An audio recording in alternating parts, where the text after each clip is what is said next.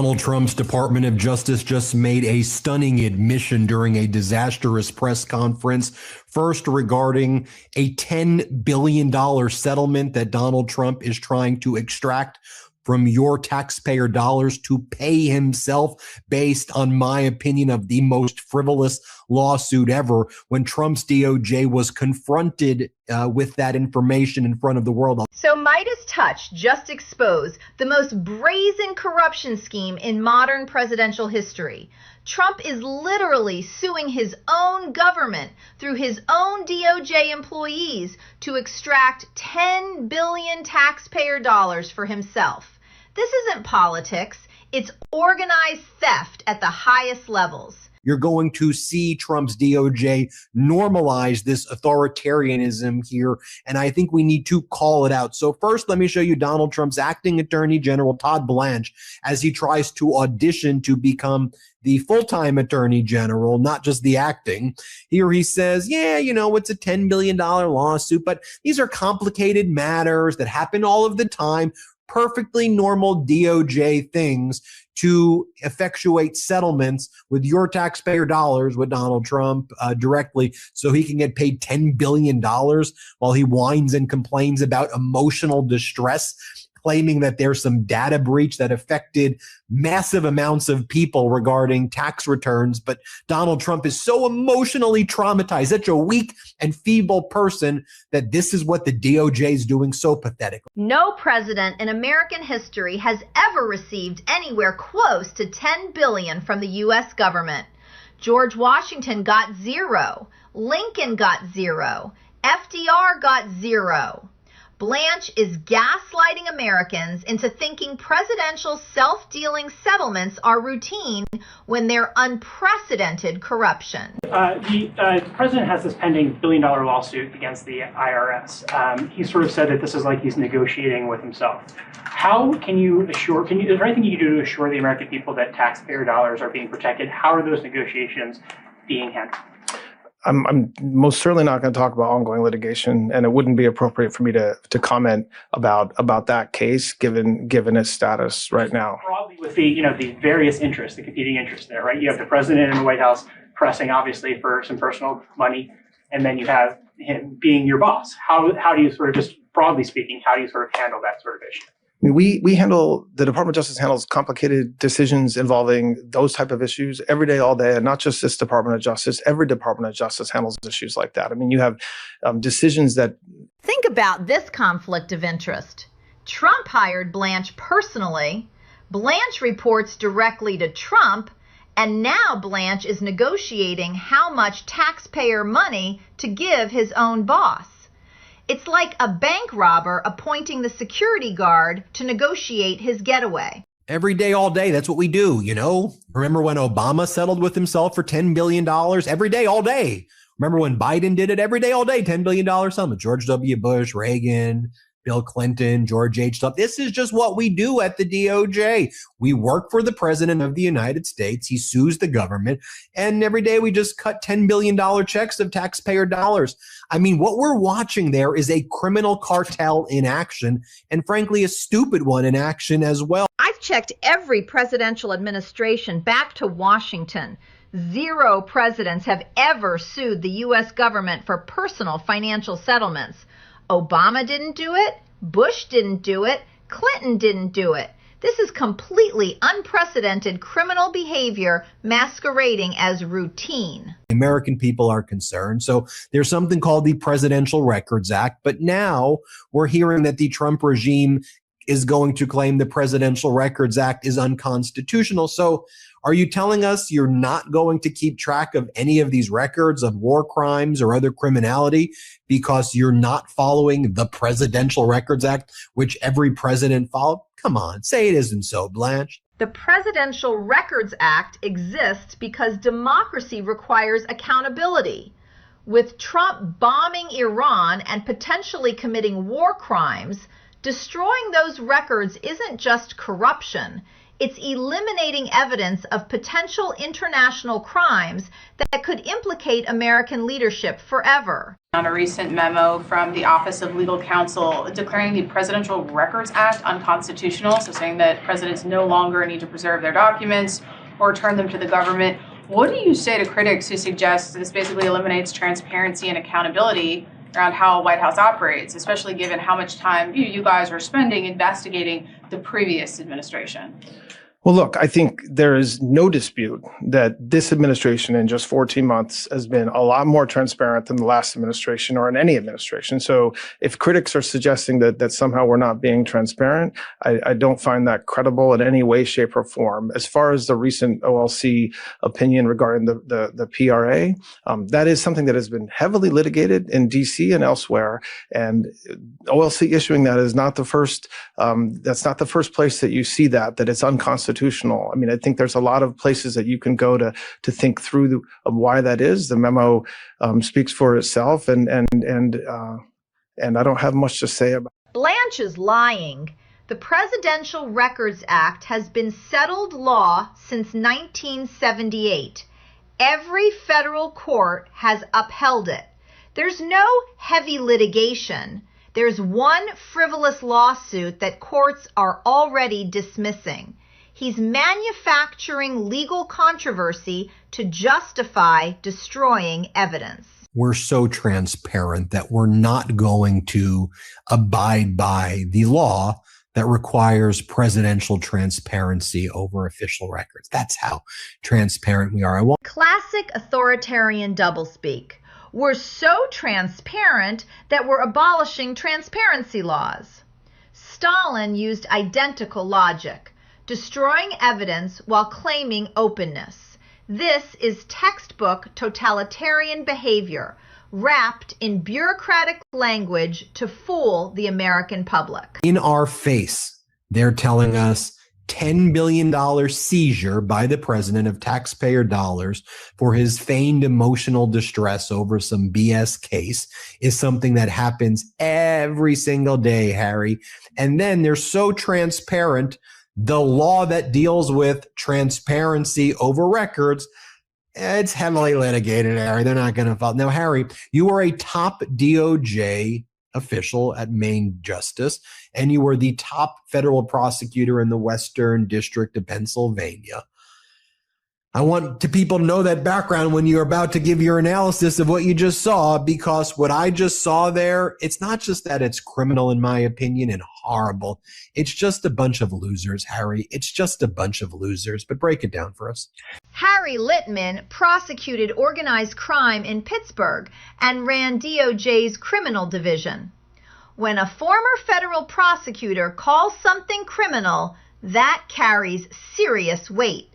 He knows how legitimate DOJ operations work versus what we're witnessing now. Well, losers with their hands completely in the till, and you had just flagrant combining of self-dealing there, Ben, with corruption. So, look, it is totally outlandish, and he knows that. Let's start with this 10 billion figure. This is part of a bigger phenomenon that's going on in front of our eyes. We saw it with Michael Flynn. We're seeing it with Trump's claims potentially for retribution, cases that are supposed to be against the United States, and so the United States plays its role of making sure that taxpayers' money is protected and only given out if it's a sound, rational judgment. Instead, it's like, come on in and bring a wheelbarrow because you're a friend. Remember Michael Flynn's case? Trump pardoned him. Then the DOJ paid Flynn's legal bills with taxpayer money. Now they're scaling that corruption up to $10 billion. The DOJ has become Trump's personal ATM machine, funded by American taxpayers. Cases that are supposed to be Trump versus United States, we know from way back, not just 14 months, there really is no thing when Donald Trump is president as Trump versus United States.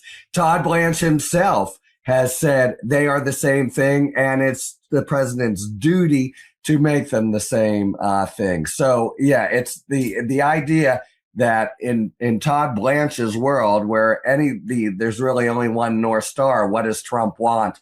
Somehow a suit by him, oh, it's the same as any complicated litigation, really is a joke, but a bad joke. And I just want to say about these numbers thrown around, because he's done it also in this supposed lawsuit he wants to bring for having been prosecuted. You know, the U.S. is a sovereign, and it has sovereign immunity. And it can say where and under what circumstances you have to really turn square corners to sue them. And that means that even if you had a meritorious suit like the ones that Flynn has or that Trump is talking about, it adds up to a small amount. Sovereign immunity means the government can only be sued under very specific circumstances with strict damage caps. Normal settlements against the U.S. government range from thousands to low millions. $10 billion is legally impossible without deliberate government corruption. So these figures are that's Trump's kind of bloviation, has no tether to what the law would provide, but they talk settlement, right? And the kind of fraud trick here is, oh, well, we have a serious suit against us. What do you say, guys? You want 10 billion? What do you say we give you 5? Or some ridiculous number that could never happen in the litigation itself. So this is a complete kind of fraud where the DOJ is just lying down and saying, take what you will. Now let's go to the Presidential Records Act. It's the classic negotiation scam. Demand something absurd like 10 billion, then compromise at 5 billion and call it reasonable. Meanwhile, 5 billion is still massive theft. The starting point is so outrageous, it makes highway robbery look modest. Blanche apparently is talking about some Federalist Society theory that has bounced around for a long time. Never has the Department of Justice says the Presidential Records Act, of all things, is unconstitutional. And it absolutely means what that questioner said, that as of now, it's not under heavy litigation. There is a lawsuit, one lawsuit where the Department of Justice has come in and said, you can't even entertain this lawsuit. These guys don't have standing. That's where we are at step one. And in the meantime, the OLC memo sets policy the day it issues for the executive branch. So you could have people working overtime with shredders running 24/7, and they would say, well, that's what the law is for us in the executive branch, and unless and until we are told otherwise, and God knows even then, they might try to say emergency, irreparable harm if you don't let us shred everything there is. With U.S. bombs falling on Iran right now, Trump's team is rushing to destroy presidential records that could document war crimes, intelligence failures, or illegal military decisions. This isn't theoretical. It's actively eliminating evidence of ongoing military operations. We've seen many different ways in which this government and this president just want to whitewash history, make it go away. It's one thing to try to dispute accounts or just stand up and tell lies. It's another to say, keep those papers coming, including, say, the Jack Smith Volume 2, whatever they want, to get rid of it. And besides that, it's against the law, and that the OLC memo just says that the Supreme Court 7-2 opinion is just wrong. That's the authority.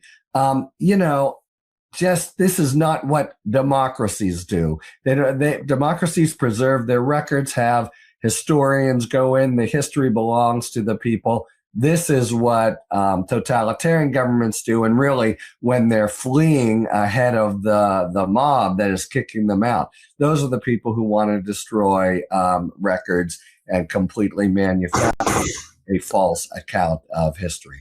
Democratic governments preserve records so historians and citizens can hold leaders accountable. Authoritarian regimes destroy evidence to rewrite history. Trump is literally following the playbook of every dictator who's ever tried to cover up their crimes. You know, Harry, I know Pam Bondi rightfully gets a very bad rep, and she's held some humiliating and horrific press conferences. But I want to be clear. If she said those words that he just said, I think that she'd be under a lot more scrutiny and get a lot more attacks. And she said some horrible things, let's be very clear, and I'm glad that she's gone. It's hard to conceive of a worse press conference than what I just saw in terms of like law and order and what words were coming out of his mouth there. I mean, and what message, Harry, is that sending to rank and file prosecutors across the country who are associated with this DOJ to see the organization you work with led by that? It just must be a gut punch. And you know the people who work there and some of the career people who just continue to stay because they go, you know what, I'm just going to hang on and do my job head down. I like my job at the DOJ. But Harry, it's like, I just can't imagine waking up and working for an organization where you see the main boss behave like that. Career prosecutors took oaths to serve justice, not Trump's bank account. Watching their institution become a criminal enterprise must be devastating. Many are quietly leaving rather than participate in what they know is organized corruption of federal law enforcement. First of all, so many have left, and you have huge vacancies, huge personnel problems, and efforts to bring in any warm body. But Todd Blanche has the contempt of career prosecutors because he, unlike Bondi, he came up through the ranks. He knows the system. He knows what it means to do justice without fear or favor. He knows he is dumping on it every single day. And he's doing it, you're right. Now that we see him there, he's got this kind of chin jutting forward, you know, a kind of, come on and just tell me otherwise. Really dismissive, nasty, kind of over the top attitude in these press conferences, like who do these reporters think they are? And the lies just don't just drip off him because you know he knows how the organization is supposed to run. Blanche isn't some political hack. He's a former federal prosecutor who understood his oath to serve justice without fear or favor. His betrayal of those principles is worse than ignorance.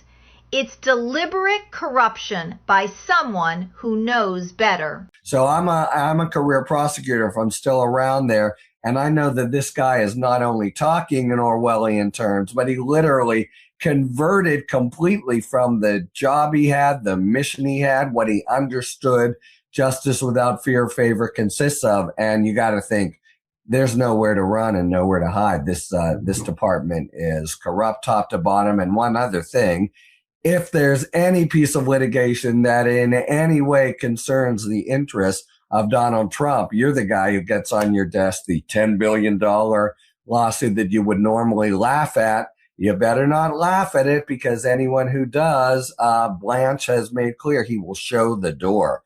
So, yeah, I think I wrote a Substack on this last week, and there are 4 different ways in the 3 weeks that he's really taken it to a lower depth, even than Pam Bondi, possibly trying to, you know, show that he can be tougher or audition for the main job, something I don't think is going to happen, but that's another YouTube. But man, oh man, they combined with his sort of arrogance, I think makes a chilly portrait of leadership for everyone in DOJ who might have been looking for more professional, hands-on guidance. The DOJ is now completely captured, a criminal organization serving one man's financial interests rather than American justice. When law enforcement becomes the crime syndicate, democracy is finished. This is exactly how republics die from within.